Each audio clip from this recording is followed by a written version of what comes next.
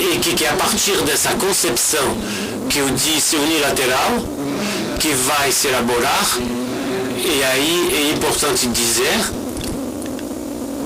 uma simples dimensão ascética do mundo, ascetismo, asceso. Em grego, a etimologia dessa palavra quer dizer um trabalho sobre si, um exercício. De uma certa maneira, esquecer outros tipos de parâmetros, nos quais eu voltarei daqui a pouco, e ver o que vai ser, eu disse, o fio vermelho agora há pouco, a grande tendência de fundo. Isso fica uma tradição ascética e ficando bem perto da etimologia, uma concepção esquizofrênica da palavra. O que é a esquizofrenia? O acento é colocado sobre uma parte de si mesmo, do cérebro, por exemplo. Todo o resto é considerado como tendo pouca importância. O que é importante sendo o processo comedito, o que foi ainda uma grande especificidade da tradição ocidental, o racionalismo. Eu citei agora há pouco o grande historiador inglês da ciência que se chama Thomas Kuhn, da ciência das técnicas, que ele mostra que é nisso justamente que vai se fazer a diferença entre o Ocidente e o Oriente.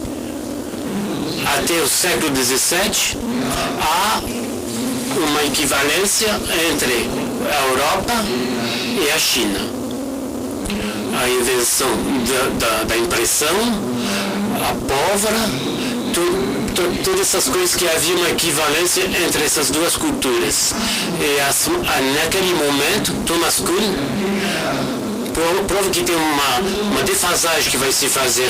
A China vai ficar até o final do século XIX no mesmo nível, e daí a tradição europeia vai carregar a chama dos valores ocidentais, vai conhecer o desenvolvimento que a gente conhece.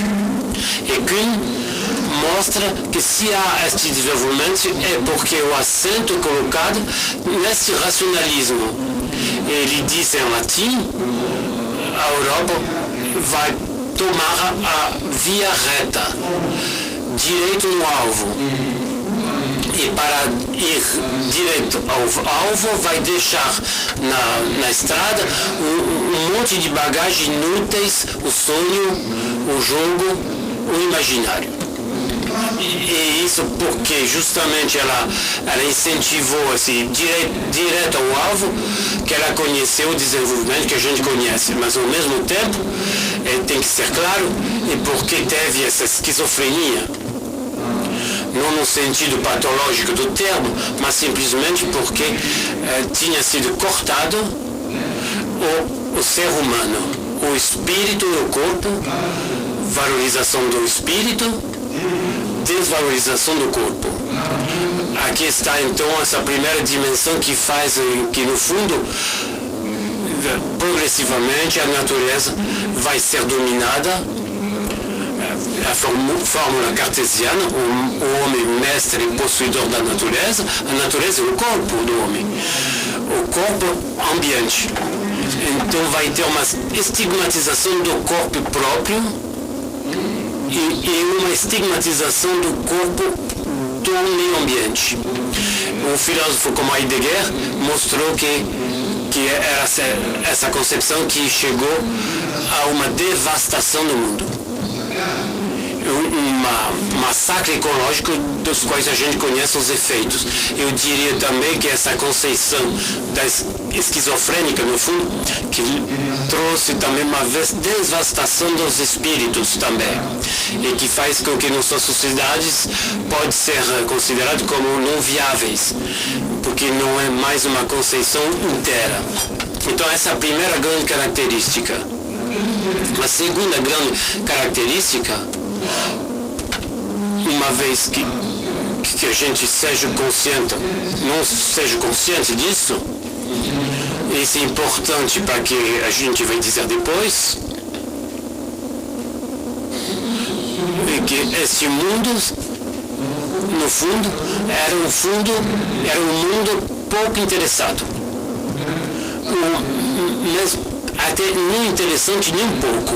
E que era importante era o paraíso. O paraíso longínquo que tinha que alcançar mais tarde. Tinha que passar o mais rapidamente possível nesse vale de lágrimas que é essa terra, e que sabendo que a verdadeira vida era em outro lugar. E Santo Agostinho disse, e foi um grande filósofo da cristão da modernidade, Santo Agostinho disse em latim: mundus est mundus, o mundo é mundo. Ele não é interessante. Para dizer em breve, a verdadeira vida é em outro lugar, a cidade de Deus, que é lógico. E tem uma palavra científica, aliás, que traduz essa perspectiva, que é uma exceção cultural, que a gente não encontra no Oriente, que a gente não encontra em outros mitológicos, em nenhuma outra cultura que é específico da tradição judeu-cristã, que é soteriológica. A soteriologia quer dizer a procura de uma salvação individual, mas de uma salvação que está para vir no futuro. E a gente vê, de uma certa maneira, seja de um ponto de vista individual, seja de um ponto de vista coletivo, o que foi o próprio desta tradição cultural é mobilizar as energias para algo que está para vir ainda, no futuro. Você, o paraíso, seja o paraíso celeste, seja numa perspectiva marxista, o paraíso terrestre, e sempre um pouco mais tarde. Uma das expressões interessantes que a gente encontra no fim do século XIX, na pena do Freud, que é um dos grandes discursos de referência da modernidade, Freud vai desenvolver um tema que a gente conhece bem, que é a sublimação. Ele mostra como o que é o próprio da educação individual, o próprio da educação coletiva,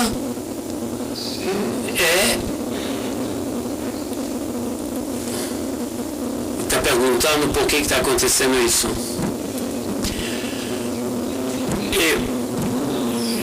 Oui, parce que je crois que ça ne marchait plus les casques et ils sont en train de brancher un son général. Vous m'entendez à moi, ce qui n'est pas brillant. Ça va mieux? Ça va mieux, oui. Alors, il préfère assis.